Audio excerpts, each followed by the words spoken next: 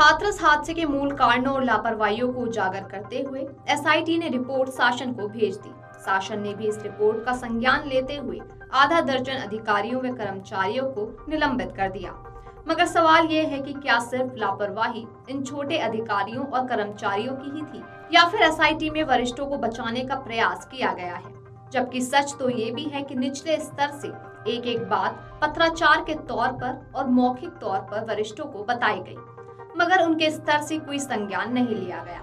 घटनाक्रम की शुरुआत पर गौर करें तो मुख्य आयोजक देव प्रकाश मधुकर ने 18 जून को एसडीएम के समक्ष सत्संग की अनुमति के लिए आवेदन किया था, जिस पर एसडीएम ने संबंधित विभागों से रिपोर्ट लेने के बाद अनुमति जारी की।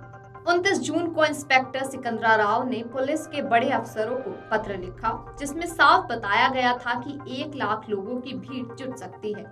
एसपी से होते हुए यह पत्र एएसपी तक पहुंचा। अपर पुलिस अधीक्षक ने यहां 69 पुलिस कर्मियों की तैनाती कर दी। अब जरा सोचिए कि एक पत्र पुलिस के बड़े अफसरों के पास से होते हुए थाने तक आ गया, लेकिन कोई यह सवाल नहीं खड़ा कर सका कि फोर्स कम लग रही है। वहीं फायर ब्रिगेड भी कम से कम 5 से 6 लगाई जानी चाहिए थी, लेकिन नहीं लगी। सुबह से ही सिकंदरा राव में भीड़ जुटने लगी थी। 11 बजे तक 1 लाख तक की भीड़ थी, मगर फिर भी कोई बड़ा अफसर यहाँ नहीं आया। ऐसा भी नहीं था कि हाथरस में दूसरा कोई बड़ा कार्यक्रम हो रहा हो, जबकि एलआईयू स्तर से भी 1 लाख से अधिक भीड़ का अनुमान लगाकर रिपोर्ट दी गई। बाद में भी एलआईयू के लोग भीड़ को लेकर अपडेट करते रहे, मगर अधिकारियों की नींद फिर भी नहीं टूटी। इतना ही नहीं, ये बात एसआईटी के समक्ष भी रखी गई कि आयोजन वाले दिन थाना स्तर से लेकर जिला स्तर तक पर सूचना दी जाती रही कि भारी भीड़ जुट रही है। 9 बजे सबसे ज्यादा जोर देखकर खबर दी गई। जब जिला स्तर से फोर्स या इंतजाम की खबर नहीं मिली तो फिर थाने की सभी चौकियों का स्टाफ यहां लगा दिया गया। फिर 11 बजे भी थाना स्तर से सूचना दी गई कि भीड़ काफी अधिक है। आयोजन के सेवादार या अन्य लोग पुलिस को अंदर नहीं घुसने दे रहे हैं। हालात काबू से बाहर हैं। बावजूद इसके किसी वरिष्ठ अधिकारी ने जिले से चलकर तहसील मुख्यालय पर आना उचित नहीं समझा और मजिस्ट्रेट ने भी मौके पर जाना उचित नहीं समझा। एसआईटी ने अपनी रिपोर्ट में सेवादारों के व्यवहार का उल्लेख किया है।